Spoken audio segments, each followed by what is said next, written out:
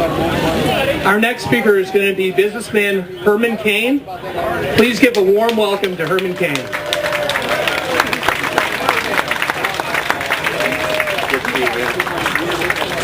Thank you. Good afternoon. I know this guy. They let him out? He's got to be back soon. I didn't say that. He said that. Well, good afternoon, and thank you for being here. I'm delighted to be here. And I hope to relieve you of a couple of those lobsters when we head back to the bus. David said you all were having a lobster bake. And I wanted to make sure that I was here, but most importantly, an opportunity to be here. Hey, who's talking? I got the floor right now, y'all. Okay? All right. It's my turn. I demand attention. Right, Mr. Chairman?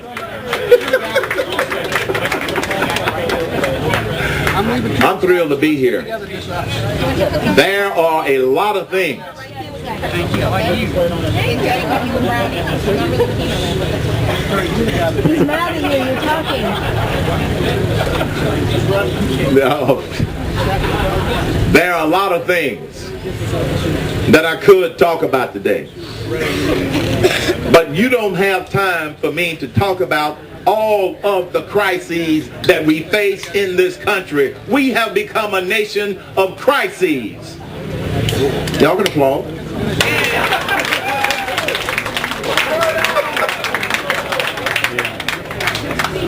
Maybe you know what they are already, and so you weren't excited about that. We got an economic crisis. We got an entitlement spending crisis. We've got an immigration crisis. We've got an energy crisis. We've got a foggy foreign policy crisis. And we've got a deficiency of leadership crisis, which is our biggest crisis in Washington, D.C. right now. Deficiency of leadership. And that's one of the reasons I'm running for president of the United States. To give the voters another option. I know we have 10 good candidates running for the nomination. I often get asked, well, what do you think about Rick Perry getting in? Come on down. Join the fun. What I have learned about the American voters in the last 12 months is that they are not going to let the mainstream media pick the nominee. You are going to pick the nominee for the Republican Party, not the media. And that's why I have a chance. That's why in the national polls, even though you don't hear them talking about me, every newscast trying to project what's happening with my campaign, it's because in the national polls, I keep showing up third or fourth with only a 46% name ID. That's what scares them. 46% name ID, and I continue to show up in the middle of the pack. And that's right where we want to be. Last week at the Iowa straw poll, the mainstream media's spin on this was this is now a 3-person race. And you know the 3 people that they talk about all the time. That's what they want most people to believe. Let me tell you how we interpret the results from the straw poll. I came in 5th. Now, the person that came in 3rd spent over $1 million just on TV and radio. The person that came in 2nd, I don't know how much they spent, but the person that came in 1st spent over $2 million on TV and radio and chartered 40 buses that bring people in to vote. We finished 5th. You know how many buses we chartered? 4. 4 versus 40. You know how much money we spent on TV and radio? 0. Do you know how much debt we had when we woke up Sunday morning? 0. The people are the ones voting for Herman Cain. Not the media and not the money. That's the difference.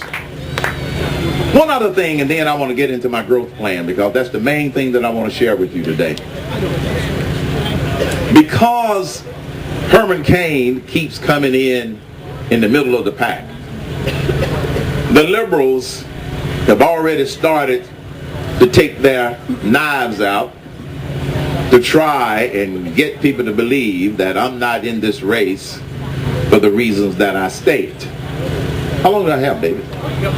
Okay. What time does it get dark? He said I have all the time I want. I just want to know when it's sundown, Mr. Chairman, you know. So they are already coming after me. Not publicly. They're already coming after me. Many of you who have been involved with the Tea Party citizens movement, you will recognize the name Janine Garofalo. Janine Garofalo, when the Tea Party citizens movement started, she called the Tea Party people, including me and any other black person that showed up at a Tea Party, teabagging racist.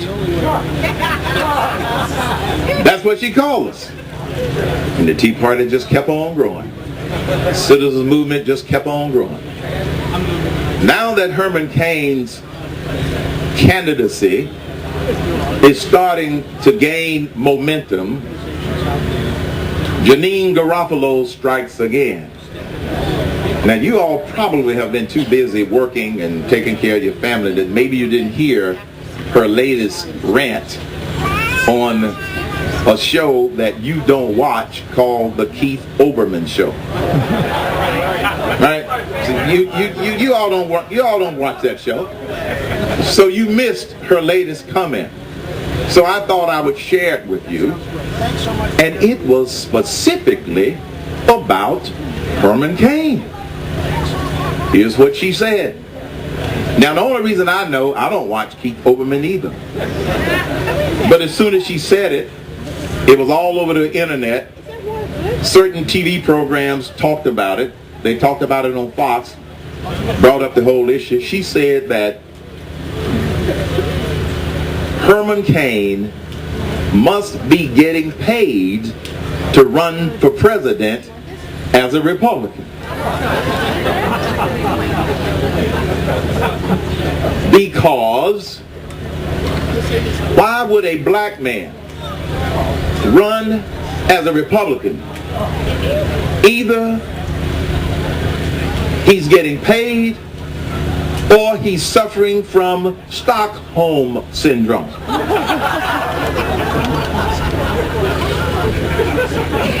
So he said, well, which one is it? Allow me to address the first one first. If I am getting paid to run for president, I want the phone number of who's paying me because they're behind in their payments.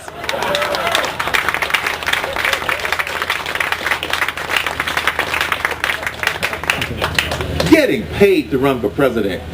Maybe she doesn't understand the concept of an American black conservative who happens to be a patriot, who cares more about this country and the future of this country. How about that's why I'm running for president? I don't think she understands that concept. Now when she said that the other option might be Stockholm syndrome, I had to go look it up, Mr. Chairman. I mean, I've been called a lot of names, y'all, which I don't need to repeat. Some of them I can't repeat in public because I happen to be an American black conservative. I've been called a lot of names, but to say that I must be suffering from Stockholm syndrome, I had to go look it up. Here's what it means, paraphrased. It means that when someone has been held captive by their oppressor so long that they start to like their oppressor. She was talking about the Republican Party being the oppressor of black people. So how could Herman Cain possibly run as a Republican? The answer is real simple. I love running as a conservative Republican because that's the only way we're going to save this nation from the liberals.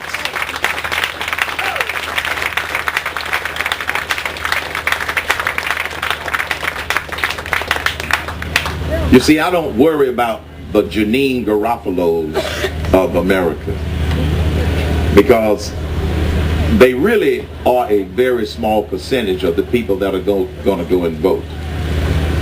My concern is to make sure that you get out and vote and that you influence as many people as you can to get out and vote for people that share the values that you share, and vote for people that actually have plans to fix stuff, not just rhetoric that sounds good, but have actual plans to get this nation back on track.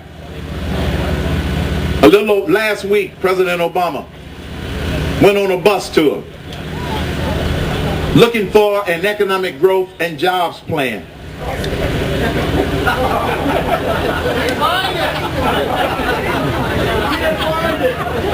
September!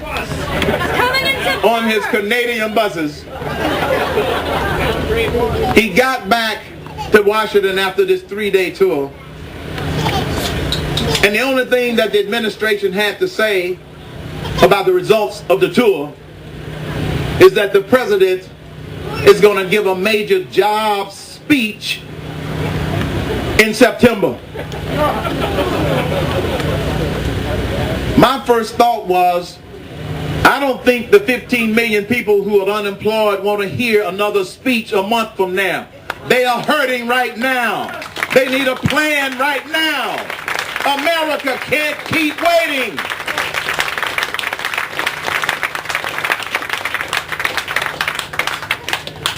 You'll probably come out one day in September and say, take 2 aspirin and I'll give you another speech in the morning.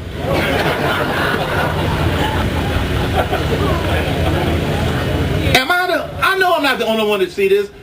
He's been talking about an economic growth plan for 2.5 years. Don't you think that's enough time to have a good one if you have one? This is what the American people are frustrated about. Now, I'm not mad at y'all. It's just that I can't talk about this stuff without getting passionate because I care too much about this country. So here's what I'm going to share with you for 5 more minutes.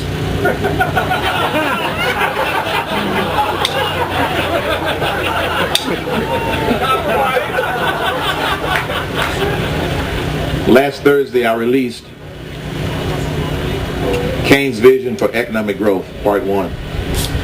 Since the president hadn't developed a plan, I decided to share mine with the American people and offer it to the president, offer it to the members of Congress, and offer it to the super committee. If they were to take this plan and pass it, it would stimulate, boost, and supercharge this economy right away because the American people can't keep waiting. The people that are unemployed can't keep waiting. If they were to take this plan and implement it, I would say hallelujah, because it would be good for America, it would be good for the people of this country, and it would be good for those people that are unemployed. Because I don't have pride of authorship. I have pride in success for this country. This nation has been in a stalled economy long enough. Let me tell you one of the centerpieces of this plan that you can find at hermancain.com. It's called my 999 plan. 999. Basically what it does is it takes the current tax code. Now let me say this first for the fair tax people in the audience. Phase 2 of my economic growth plan is to totally replace the current code with the fair tax. That's phase 2. But we can't do that right now because we've got to get more people informed about how it works, and informed about what it isn't. because the liberals are already trying to demagogue the fair tax. That's phase 2. Phase 1 is my 999 plan. It replaces the current code with 3 taxes. 9% tax on corporate income. Income is defined as income, gross revenue minus cost of goods and dividends, so you don't make people pay taxes twice.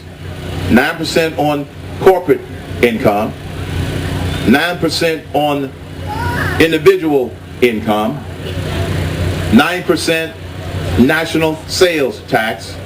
It expands the base, eliminates all loopholes, eliminates the payroll tax, and eliminates the capital gains tax. 999 plan, so we can get this nation moving economically. It's revenue neutral. It's going to raise the same amount of money initially that we already raised from all of those various sources. It's simple, and it makes it fair for everybody, every bit business. And so you don't have to listen to the class warfare rhetoric. I don't have one for everybody, folks. It's just that hot off the press. So I don't have one for everybody. I have one for the chairman. Since he is the chairman, he gets my last copy. There you go, Chief. He gets my last copy. But it is fair to everybody. Do I think that they're going to take this plan and do something with it? No. But what it tells the American people is that there is a plan out there. There is a plan out there. This isn't the first plan out there, but this is the one that I have developed with some of the best economic and business minds on the planet. So I didn't come up with this in a vacuum. So before this guy to my left starts hitting me in the back of the head, may I say some concluding remarks? We are at a crossroads, folks. We can't stay home. As Emerald Lagasse says, we've all got to kick it up a notch. I'm kicking it up a notch by running for president. You can kick it up a notch however you can kick it up a notch.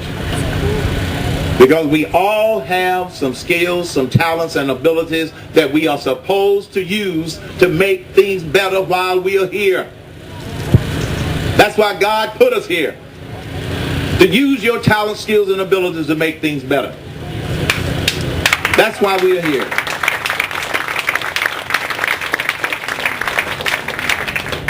My dad was a barber, a janitor, and a chauffeur. He made things better for the world by helping my brother and I to turn out okay. We didn't grow up with a lot of money. We were poor and didn't know it. For some people who don't know what poor is, start at poor and go down one level.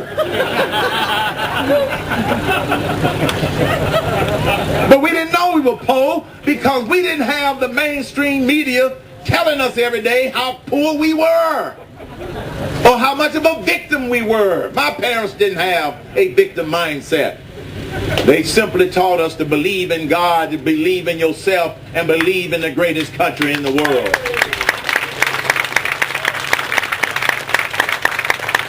Last 2 sentences.